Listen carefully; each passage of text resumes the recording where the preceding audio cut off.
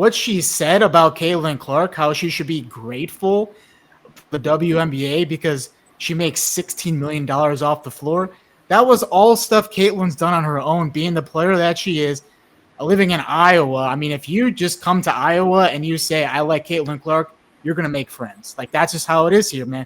And she got the Nike deal on her own. She got all her NIL deals in college on her own.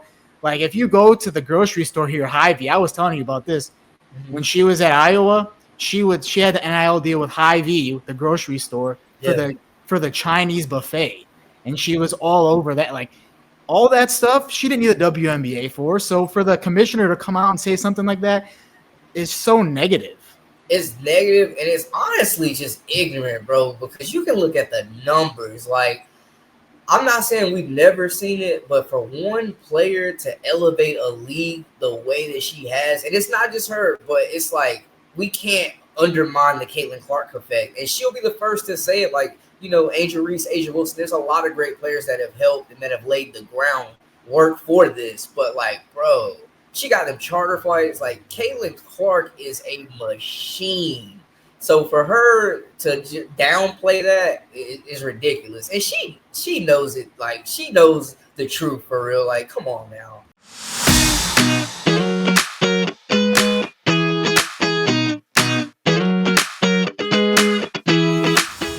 Another great week, another great conversation on Cousins Conversations. Brendan Blakney, a.k.a. B-Lead TV. What's going on, brother? How we doing? Hey, man, Nick, cousin, not your uncle, baby. I had to say it. Man, appreciate you having me on Cousins Conversations, man. Definitely been following your content, kicking out a lot of good stuff, man. Sports got me watching The Summer I Turned Pretty. So salute, bro. Glad to be on. Hey, as long as we both Team Conrad, I'm happy to have you on, bro. I'm torn. I'm on season 2. I haven't decided yet. We'll see. Okay, yeah, you got some time. You got another season to go. Yeah, man. Just happy to be on, bro. Like I said, see you got the new background rocking. Hey, yeah. Been doing some good stuff, man. Happy to be here, bro. Thanks for having me. It's some big news with you as well. You're not only dabbling in with your podcast and your online stuff, but you got going in some marketing things. So just tell us a little bit about that, how that's going for you, getting started, something new there for you. Yeah, man. So a lot of people probably don't know, but I'm minored in marketing in college. So that was something I was always interested in. And, we kind of do our own marketing, you promoting your stuff, me promoting my stuff. So, we're our own marketers, but it's just been something where I can kind of extend into the community, attend events, working at a financial institution, doing that, just learning a lot about money, bro, that we did not learn in school at all, man, as far as like high yield savings, money markets, stuff like that. I actually just went to a college fair that was pretty dope and was kind of teaching some financial literacy and stuff like that to kids. And it was impressive, man, some of the questions they were asking. And also, I don't know how many financial institutions have podcasts, but I just launched one there as well, man. So it's been a really cool experience to, I guess, flex some different muscles. What have you learned most from that? Just you have your journalism background, so how have you brought that into that side? Yeah, I think for one, connecting with people, with the journalism, getting stories, you got to be good with people. You got to be able to make connections and, just really pitch yourself. So I think that part of it, and then also just being involved in the community. The biggest thing, man, is the financial literacy, though. When I first got here, it was for a streaming job, and just wasn't the right fit. Landed, went the marketing route. Still keeping the TV door open, but I think the financial literacy, man, as far as like me, you as well, LLC, being a business owner, just learning the ins and outs of credit, loans, loan rates, money markets, CDs, which is basically high yield savings accounts, man. You see people that have like mad money in a savings account getting no interest. So just, meeting with our financial advisors and learning how to, use my money to make money. And I know you have the financial advisor as well. And for me, man, my initial thought was like, you gotta have money to have a financial advisor. Like you gotta already, and it's really not like that, man. You go in and you can really just get some free game on cutting budgeting, measuring wants and needs. And I think too, I went in there with my salary at the job, and then my money with YouTube as well, which I did solid last year. I won't get into the exact numbers, but pretty solid as a full time partner. We doing some things. But just learning how to manage that and reinvest in yourself. Yeah, shout out Noah Sanders. That's my guy, financial guy. Yeah, That stuff's important. People don't know about that. Like, you want to save some money for long term, like for retirement, but you also want some money for yourself or saving up for a house or whatever you want to save right. up for. It's important to dedicate at least, $100-$200 at least a month, and that goes a long way as you're building that up over time. People don't realize that, and it's important too. Like you were saying, like with the LLC, like you can get some good tax breaks. You can get a lot of money back from the stuff that you put into, podcasts like this or, Write it off. YouTube channels, things like that, man. It's important. Like, and people should understand that. And I'm glad that like two people, one guy like me who's getting this underway still, and you who's built it up to what it is for you with over 5,000 subscribers on YouTube. I'm glad that we both realize that and can tell other people about it too. Yeah, man. And I think too, not jumping too far ahead, but just having that ability to carve out, and we talked about this, we talked about this multiple times, but having that ability to carve out a different role. There's so many different avenues where it's like you don't have to, and this is no knock to anybody, man. Respect to journalists, to creators, everybody, storytellers, that's what we're all doing. But it's not like, how it was before where you grind and grind and grind and eat beans out of a can. And, sports guys, anybody that's working in sports positions are getting cut. And so, you're expected to kind of struggle and earn your bearings and live places far away from home that aren't really desirable, like me and you, of course, in North Dakota. And you can't put a price on the experience and the growth. So I don't, have any regrets with that. And I definitely don't want to discourage anybody from doing that. But also, you can carve out a different avenue for yourself as well, where you have more creative control and you have the ability to be more of like yourself. Something that you said the other day, man, that really stuck out. And I told my mom, I talked to her earlier, man. She's got getting her PhD, got the business, is on me about AI. We talked about Otter. But just when you were talking about just like you watch your YouTube and then you watch our newsreel, we both have one. And it's like it's two different people almost, So Yeah, dude. you can definitely be more of yourself, and there's less restrictions. You're not having to be so buttoned up. I'm glad I could lay some wisdom on you, I guess, or whatever you want to call that. But it's so true. Yeah, Like I yeah. literally didn't even notice until I started doing this podcast that like watching back on that reel, I am a different person. Like it's just crazy to think like, and you don't even think about that stuff until you get started with it. Like it's just like the crazy that the way the road that life puts you on. And Mm-hmm. I really like appreciate your journey because you've done like so many different things and you're still successful in what you're doing now. Like I remember like you came from North Carolina as a photographer to KVRR in Fargo where I was doing sports. You Yeah. came in, you were doing news, you were doing sports, you were doing everything, bro. And like it was inspiring too because you came in and like that first news story, I remember like everyone's like, "Oh dang, like Brandon, he knows what he's doing, bro." Like so Yeah. and then I like you said, like your move to Rochester didn't work out at first, but then you started your YouTube thing and now you got all these subscribers. So what do you think has just like made it work for you in that space? Honestly, man, truthfully, it's tough being away from home, and I know you know that as well as I do. It's up and downs, but I think my mindset is, and I'm gonna have to show this clip to my mom because she's gonna. But it's like you have that mindset of it's happening for you and not to you, And with us with the Gremlins, we had some dogs, man, some hard workers that were just out there to get it, bro. So I just respected y'all's grind, man. You, Adam, Hami too. I think we just that work ethic. We didn't settle for average, bro. And the time you put in Fargo, bro, and just making those connections and surviving those dang winters, man, and just grinding, bro, literally, and running the sports department, man. You got handed the keys, and it was kind of a crazy transition. I get there. I still remember my first live shot with you, bro, at that soccer game where I Oh was yeah, trying to get everything in. It always came together, man. So yeah. I'm definitely grateful for you too, bro, and much respect. But I think for me, man, it was a blessing that it didn't work out. I moved here and worked at this job for 3 months.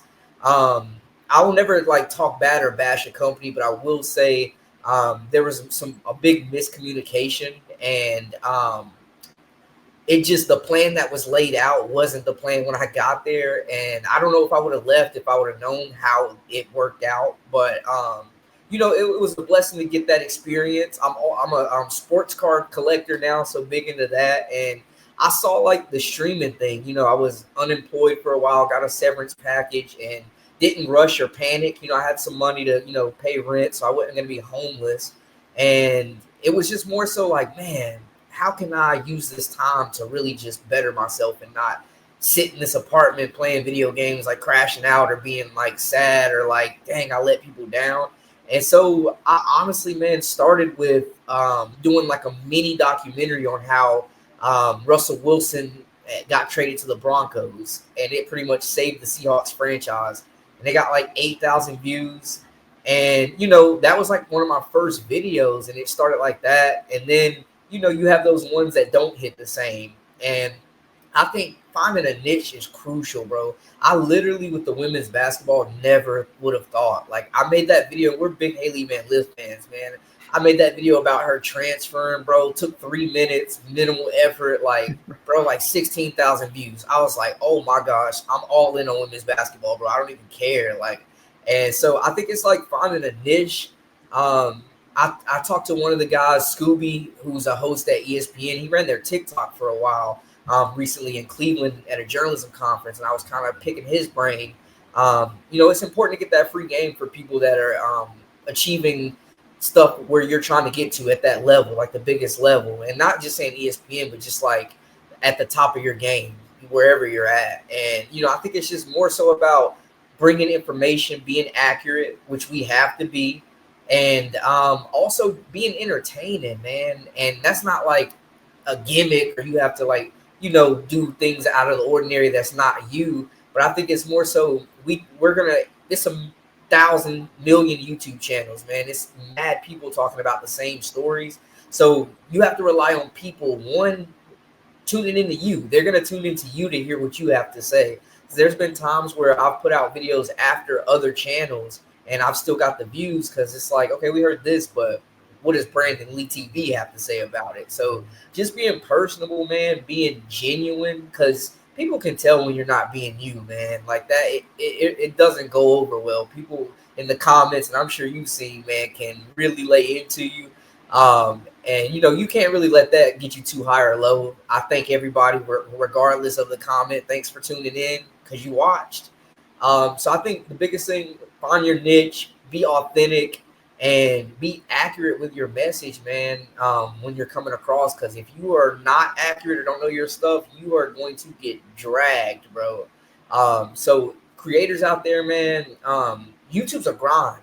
YouTube's a grind, bro. Like, you don't know how many channels that you see their videos in your algorithm over and over and over, and you're not subscribed.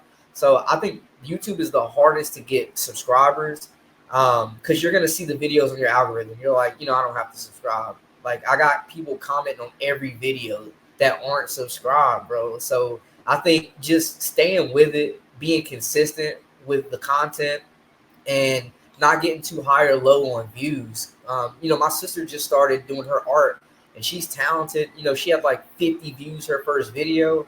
And I'm like, you really got to consider, though, if you did your podcast live somewhere and 50 people were tuned in, Like, bro, that's quite a bit of people, with that. So I think just have fun with it, man, and enjoy it and do stuff, throw stuff against the wall, see what sticks, man. Try everything.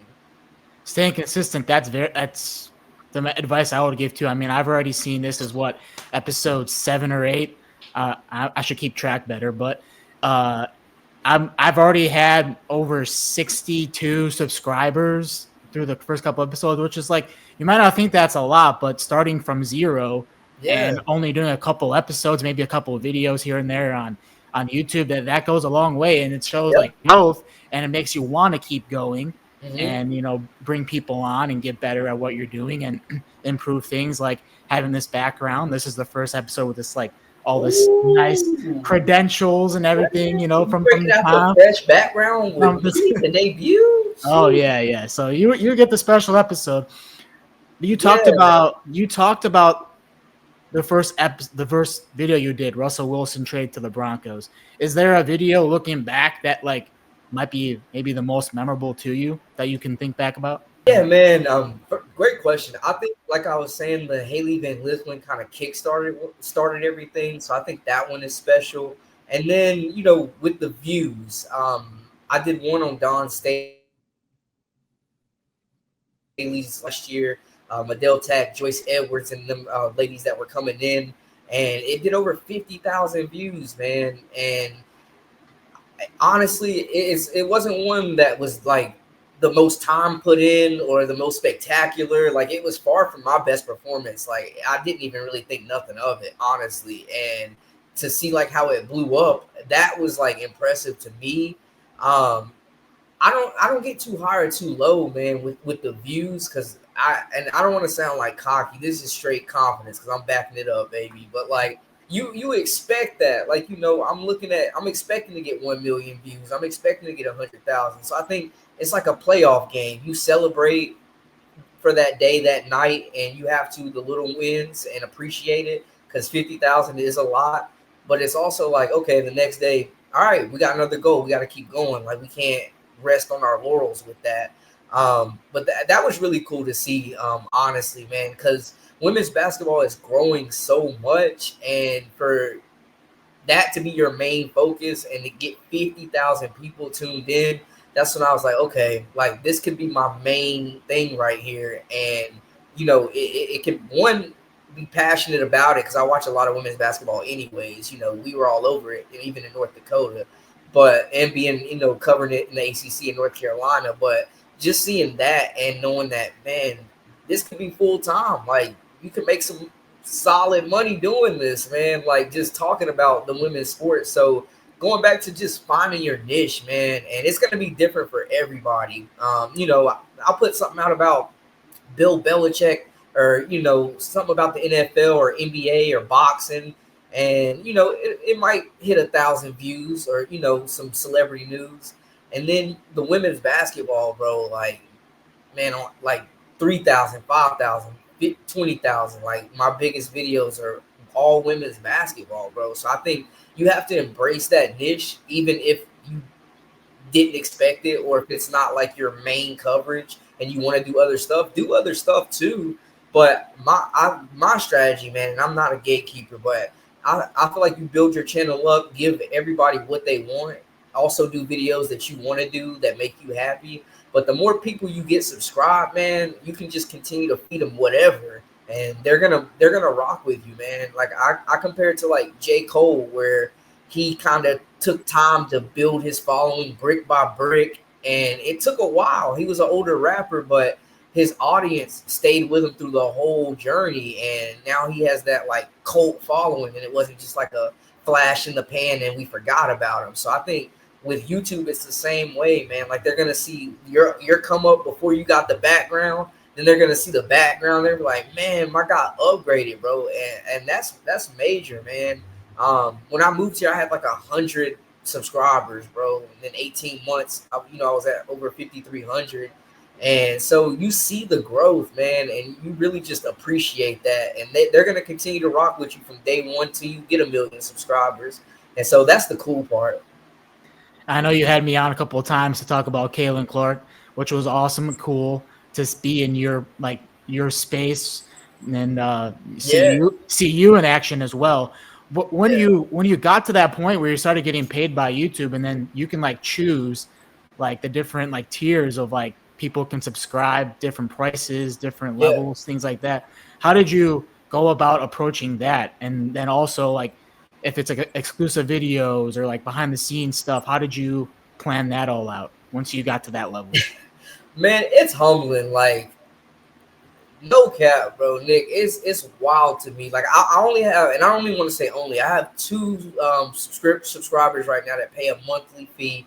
I have three different tiers, but it's just like wild that you have people paying a monthly fee to your channel to tune in, man. Like, making money is hard, man. And all these subscriptions, Netflix, Hulu, and they're taking the time to subscribe to Brandon Lee TV. So I think one, I'm just grateful that they believe and support me that much. But yeah, I think it's setting up the tiers. You know, I have three where it's like the lowest one. I think it's like $3.99, and you know, you get to you get videos early. That's the basic thing. So I'll release videos maybe a day or two early to those guys. The next one's like $5.99, where it's like, you know, I'll let you suggest a video idea, and you know, I'll knock it out for you. And then the highest one is like $10.99. This was like a year ago too. I might need to adjust those prices, but $10.99, where it's like, you know, I'll set up a Discord or set up a chat with you, like if you want to Zoom with me and, you know, ask me questions or reach out to me via email, kind of like a more in depth, letting them get more personal and getting to know you type deal. So I think that's important. I think it's tough though sometimes. Just my experience, when I've released those videos early to members, when you make them public, man, and my videos haven't done as well though. Like, so I Mhm. don't. That's something that I'm still a challenge that I'm overcoming. But at the same time, you know, those guys are paying a monthly subscription, so I think you owe them something. And you know, people have merch, which that's going to be my next step. You know, with the shops, you pay a subscription. You know, send them a shirt or something like that. So I got some ideas with that too. But yeah, man, and then the super chats, you know, you go live, or if you go live, people can donate to your channel right then and there. So that's really cool. Like in real time, you're interacting with your subscribers or people that are talking junk, and you know, I keep it clean though. Like if you can don't, you know, some stuff I won't stand for, but people be saying some wild stuff, Oh bro. yeah. Like, man, when they throw that thug word around with Angel Reese and stuff, then they'll drop you like $20, and I'm like, man, thanks for the money, but like, let's come on now, let's keep it basketball. Let's not attack these young ladies. So it's a balance, man. I try not to be too opinionated. Like, you know, I'll let my thoughts be known, but at the same time, you kind of gotta realize that your fans or subscribers, fans are people from all different backgrounds that have different opinions. So I just make sure that we keep it respectful, which it usually is. And you know, if you donate, it's all love. I appreciate it. You definitely don't want to try to offend anybody and mess up the money. So definitely keep that in mind. But with that and the super thanks, man, I think those are big. Where it's like they can thank you with money for doing a video. Like I got one lady, Kim, that, bro, every video I put out this month has donated $20 to it. Like every video I put out, just like a thank you. And for a YouTuber, a content creator, anybody that's doing like more so independent media and not under a major umbrella, like it's tough, bro. So that support, even 99 cents, is like really, really appreciative, and it fuels you. And you know, for new people, they dropped it to 500 subscribers, I believe, to be a full time partner. It was 1,000 when I started. So, you know, once you start seeing like those deposits, I think it gets real, bro. Because I don't know. Before I was like, man, people really getting paid for YouTube, and then I got that first deposit from Google. I said, oh man. So yeah, I think that's major, and the tools they give you, bro. You'll see when you're a YouTube partner. YouTube really wants you to succeed, bro. Like they give you so many analytics and breakdowns and tools to use. Like it's really amazing. I think if you're gonna be a content creator, YouTube is the main thing because when they pay way more and the tools they give you are like amazing, bro, in my opinion. Shout out to Kim, and also only 438 more subscribers to go. If that's what you're saying for me. Bro, I'm pretty sure it's 500, man. I don't for sure quote me, but I think it is 500 now to be a full time partner. And I'll definitely promote this for you too as well, man, because we did some numbers on my channel. Hey, yeah, hey, you already know I got the support from you. Yeah, When I you got you, see bro. when you see that support from others though, like Kim, who like you probably don't even know, but you probably chat with her a couple times in comments and stuff. How does that just like how do you emotionally like take that in through all like the mental struggles that you've been through, just moving, jobs not going well, things like that. Yeah, man, I think it's tough when you're chasing something that 99% of people one aren't chasing or really don't even comprehend, man, on this journey of being a content creator and working a job where you're there 9 hours a day, you got to pay the rent, and then still having like the energy to come home and continue to make content after staring at a computer all day or making graphics or doing whatever like that. It's really got to be a passion. And it's some days, man, you go weeks, 4 videos a week, 8 videos, whatever, and they might all flop.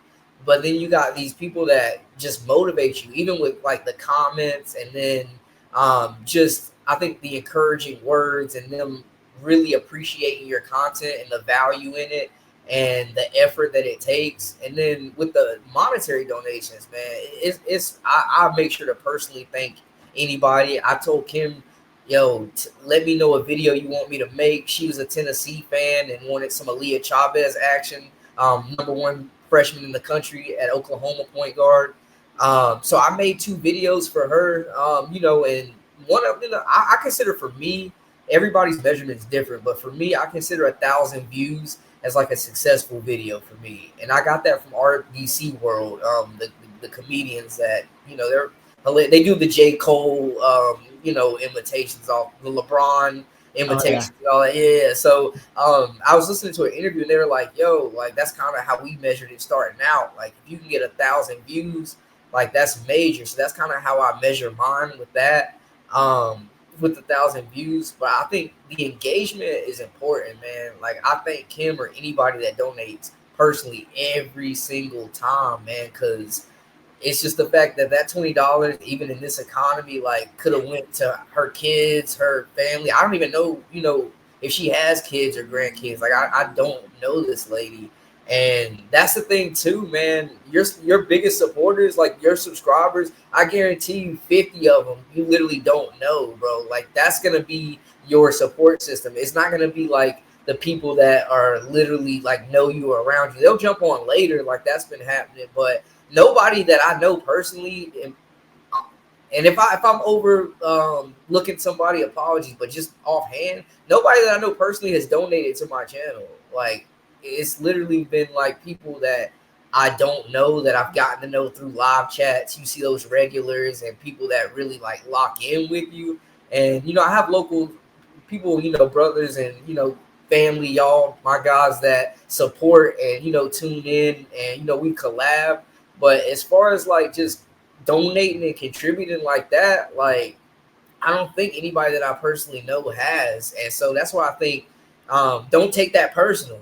Don't take that personal if you're just starting. If your boy or your family or your people back home aren't locked in, like they will be. They're just gonna be late to the party, and that's cool, man. But your audience is gonna be worldwide. It's not gonna be just in Iowa or just in New York. Like I got people in Canada, the Philippines, Chicago. So, I think just don't get discouraged by that. Just embrace the people that are locking in with you and tuning in, and you get to know them. You see those regulars, you ask them questions, they tell you stuff about themselves, and it's cool, man. It's cool, but it's also like that vulnerability is tough too. Just being open to that. When we're in news, people comment on the website or they talk their trash, but it's different when you're on a live stream and you're reading it live while you're on camera. Like it's an adrenaline rush, but it's also it can weigh on you, man, because people are keyboard gangsters and will say all types of stuff, man. I got asked if I had an OnlyFans and people talking about feet pics and people just be saying whatever, man. And so just don't ever get too high or too low because it's a grind, man. Just embrace it. On OnlyFans, damn, someone's attracted to you, bro. I said feet pics, man. You're like a bar. Like hearing that though, I feel like you're like a bartender. You have your regulars, you know about them. Like Literally. that's kind of how I see that, dude. It's a family, man. Like Yeah. I'm gonna get back on the live streams heavy in the next few months, but yeah, it's literally like a family, bro. Like you get the regulars, and new people come, and you can make them admins and stuff like that to kind of help you navigate the people that are just in there trolling and trying to stir up trouble and all that stuff. But yeah, you get the regulars, you shout them out. They be so hyped to just be in there with you and get some recognition, and you meet some really interesting people, bro. You really do, man. It's really cool. Let's get to your bread and butter, which was you talked women's hoops. So we'll get into that because, hey man, the WNBA blowing up right now after yesterday. Or we're shooting this on Wednesday. This will be on Thursday. So we'll say Tuesday. Yeah. The comments on Tuesday from who should have been the MVP, Napheesa Collier, and what she said about Commissioner Cathy Engelbert, where she was saying we have the worst leadership in the world. What was your reaction to that? I don't know if it's the worst leadership in the world, but I think they have the worst commissioner in all of professional sports. Like any professional sport anywhere, like they have the worst commissioner in sports, man. And it's been like that for years, bro. With the marketing, first off, the marketability and the marketing of players, the promotion, like they have such a good product, man. And the league and Commissioner Engelbert continue to just fumble the product and make the NBA or WNBA like hard for people that are casual fans to really take it serious. I think with the expansion, she's been dragging her feet. We're seeing first round draft picks get cut, bro. Like it was top 10 draft picks getting cut before they even play a game, like not making the roster, bro. Could you imagine like a rookie in the NFL or the NBA going top 10 and getting cut? Like before the season too. Before the season, bro. Like, so it's cool they got the Valkyries, they got made the playoffs, they got the Toronto team coming, but they need more teams. And I think it's good and bad with the expansion with dragging their feet. They definitely need more teams. There's a market for it. Obviously, teams are wanting to cities are wanting to get teams. Houston, the Charlotte Sting, they have big investors, man. I've heard Beyonce thrown around, Serena Williams. Like, people are ready to throw some money, but it's also like I get the league too schematically isn't profitable yet, but it's also a really young league, bro. Like it's so young. Like it's ahead of the NBA when the NBA was the same age, 25 years or so. Like it's such a young league and they have such a good product. But I think the marketing, it stinks, man. Like they have all these like social media influencers that are hoopers with all these followers and all these popular players, and they didn't even do it. The Unrivaled League did the Sephora sponsorship, but like, why are you not partnering with like Fendi, Rihanna's line? Why are you not partnering with CoverGirl and all these like brands that are dedicated to women? Because the fashion of it is huge. That's one thing that really gets talked about a lot is the fits. You see Asia Wilson. Oh yeah, They do it on the broadcast. They promote it on the broadcast on Instagram. Every team is doing the tunnel walks. Right. It's like a runway. So like, yeah, why exactly. are you not capitalizing on that and getting partnerships with these brands, these clothing brands, or these beauty brands? These feminine product brands, whoever. Like that should be number one. Like get the players seen and get more money into the league, because this is the time where like women's basketball is on fire right now. And we saw what the NCAA did. Like, so I just think she's dropping the ball with the expansion, with the marketing. The refs are worse than anybody that's been a basketball fan. We could talk about that for hours. Bro, like YMCA refs, like worse than an 8 a.m. AAU game in the back gym. I was like, they're terrible, bro. To the point where they're not protecting their players. Like it's cool because the WNBA is way more physical than the NBA. And if you really watch, like these players is getting laid out. Like it's a lot of contact, but it's also like now we don't have Caitlin Clark in the playoffs. Now we don't have Fee in the playoffs. Like so, in that part of it, it's like you kind of got to protect your stars too, man, because it's reckless out there at times. So a change needs to be made. And my last thing on her is she is always throwing jabs at the players, bro. Even with the Caitlin Clark thing, and it's Oh like yeah, that. Like, was Caitlin Clark? Am I mistaken? Was Caitlin Clark not a millionaire at Iowa? Am I tripping? Or bro. That's what I was really going to ask you about next. I mean, what she said about Caitlin Clark, how she should be grateful for the WNBA because she makes $16 million off the floor. That was all stuff Caitlin's done on her own, being the player that she is, living in Iowa. I mean, if you just come to Iowa and you say, I like Caitlin Clark, you're going to make friends. Like, that's just how it is here, man. And she got the Nike deal on her own. She got all her NIL deals in college on her own. Like, if you go to the grocery store here, Hy-Vee, I was telling you about this. When she was at Iowa, she had the NIL deal with Hy-Vee, the grocery store, for the Chinese buffet. And she was all over that. Like, all that stuff, she didn't need the WNBA for. So for the commissioner to come out and say something like that is so negative. it's negative and it's honestly just ignorant, bro. Because you can look at the numbers. Like, I'm not saying we've never seen it, but for one player to elevate a league the way that she has, and it's not just her, but it's like we can't undermine the Caitlin Clark effect. And she'll be the first to say it. Like, Angel Reese, Asia Wilson, there's a lot of great players that have helped and that have laid the groundwork for this. But, like, bro, she got them charter flights. Like, Caitlin Clark is a machine. So for her to downplay that is ridiculous, and she knows it. Like, she knows the truth for real. Like, come on now. Like, just her, Caitlin Clark has really been one to elevate this league to where, like, people that never watch women's basketball, like casuals that would not. There's so many people that I've had in my chats personally, just my experience, that were not watching the WNBA before Caitlin got there, or only watched the Fever games. Like, yeah, man. They need a change. 100%, 100%. Like, literally, like, I was watching the WNBA before. Like, Yeah, I when the Sky got a team, I was a big Elena Deladon fan, and I was a big fan of the team one, with Kalia Copper and Candace Parker and that awesome team. And then I'll have to be honest, I did kind of convert over to a Fever fan when Caitlin went there, but so I'm a big Fever fan. But you covered it. You seen it a lot. but yeah, like I've watched, and then this year they just stacked the team up to like win a championship. You get Natasha Howard, you get Sophie Cunningham. You're stacking up the team, and then what happens, like we were talking about, is they all get hurt, and so now they're all just sitting there on the bench. And the Fever made a incredible run to get as far as they did, one game away in a game 5 in overtime against the Aces for the finals. But it makes it worse when you don't have your best players out there, and that falls from the leadership.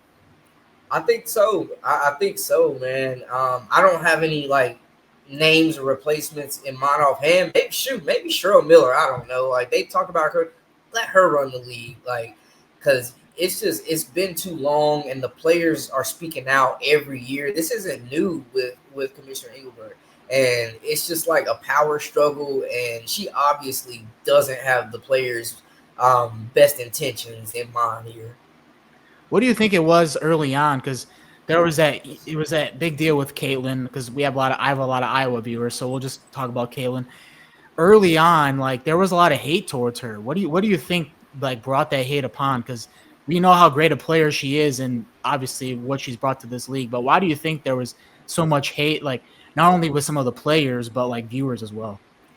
I think just her as a rookie came in as an absolute superstar. All the great LeBron went through it.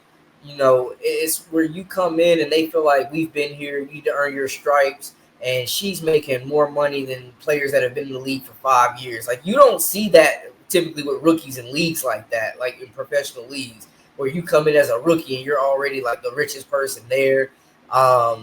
Just the popularity. I think too.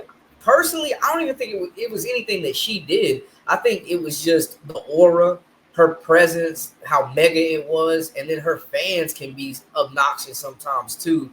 And they ride for Caitlyn. They do Oh, not play about it's her. a religion. Like it's not even like people are fans. It's a religion. So I think that really had a lot to do with it. But as far as like her as a person or her on the court, like she's very humble, doesn't hog the spotlight, has continued to really embrace the players that came before her and pay homage. So I think it was more so the people around her and the immediate impact and her getting the shoe and all that like so soon, and just her aura of being able to just attract so many people and her fans, man. They can be a rowdy bunch. So I think it was more so of that than actually just her. Yeah, you have to respect that. She stayed humble through this process, and she's the first women's player to get not only a shoe line, but she's gonna have a clothing line too. She had her logo come out recently. That was in the last couple of months here, so that'll be cool to see how that blows up. And like you said, with like the fans, like then then like going back to the LSU Iowa championship and the Final Four, all that, going even back to that, they're pairing up Angel Reese and Caitlin Clark together, Yep. creating this feud, and everyone's like, oh, Angel, oh, Caitlin, oh, blah, blah, blah. It's like they're both good at different things. And we can celebrate them both. Yeah, so let's celebrate them both. And I have gone down, the rabbit hole with a lot of people trying to, see both sides. Now I do tend to favor Kitten a little more, but that's just because I've seen her play in person and I've seen that aura around her. Right. I've never covered Angel, so I don't know about that, but they both are good at what they do. I mean, you look at Angel, she, rebound leader, and then you look at Caitlin, she's got the flash, she's got the long threes, the no look assist, the full court passes, everything. So, and then now you got Paige Beckers in the league too, another great superstar. Oh, I mean, you go to Mall of America and Paige Beckers is on a huge wall Gatorade deal that she got when she was in high school, like before she went to UConn. So it's like you have all these great stars in the league. So let's just celebrate them all. no, agree. And I think too, man. Let's just keep it basketball. Stop attacking people's character. That too. Yep. Let's keep it basketball. Exactly, 100%. Let's look ahead to the finals then. So we have the Mercury and we have the Aces. Aces, they've won this thing recently. Who do you think has the advantage going in? I mean, the Mercury have Alyssa Thomas, who's been balling out. The Aces have Asia Wilson, who's now a 3-time MVP. So what's your prediction there? Man, salute to AT, man. Having her best season, bro. Just like the versatility. Man, she's special. She's amazing. Continues to be very impactful in this league. Triple-double queen. And I love their team. I love Satu as well. Copper on that team as well. A former champion herself. I don't think anybody in the beginning of the season would have picked them to be here. Like I really am blown away by their style, their grit, their toughness. But I gotta go with the Aces though, man. Asia Wilson. Aside from Fee, you can debate it. Like best player on the planet, at least still in the playoffs right now. 35 in their last game. Like she's just on another level, man. Jewel Lloyd, Chelsea Gray played some big minutes from them. She's kind of bouncing back from a off year for her last season. And Asia Wilson and Jackie Young, though, man. Like it's just. It's a lot to deal with. They've been there. They have the experience. They're the champs. Becky Hammond, one of the best coaches in basketball, regardless of which side you're on, men's, women's. They get doubted every year, man, where we're like, oh, the end of the Aces dynasty. Kelsey Plum, huge loss. Oh, yeah. I wasn't sure how Jewel Lloyd would fit. It hasn't been her best season, but she's done enough to be a valuable contributor for this team. And being a scorer, and so They found a way to win. They found a way to do it, man. They lost their bench. Kate Martin, Colson, like they just lost a lot of pieces, man, and were able to just rebuild it and get back to familiar territory. Shout out Kate Martin, another Iowa player, and also Jewel Lloyd, who is from the same hometown as me, Lincolnwood, Illinois. Shout out Lincolnwood, Illinois. Nice. We used to play horseback in the day in daycare, so I just throw that out there. I knew she was a baller back then. The bucket. Oh yeah.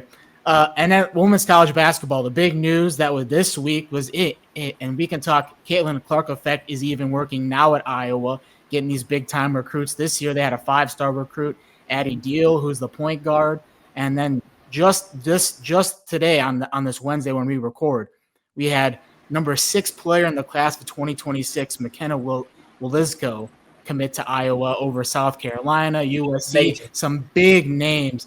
What is it about Iowa that like this just has this lasting impact? You think it really is like Caitlin Clark went here, so I want to go here?